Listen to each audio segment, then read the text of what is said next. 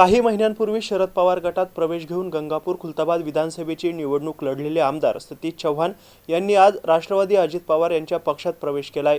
शिर्डी येथील नवसंकल्प शिबिरात उपमुख्यमंत्री अजित पवार यांच्या उपस्थितीत चव्हाण यांनी पक्षप्रवेश केला आहे।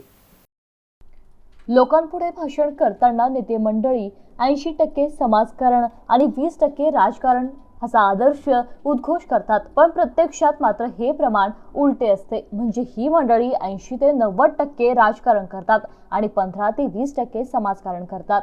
एकदा आपण यांना निवडून दिले की यांचं समाजकारण संपते आणि राजकारण सुरू होते। असाच काहीसा प्रकार संभाजीनगरात घडलाय।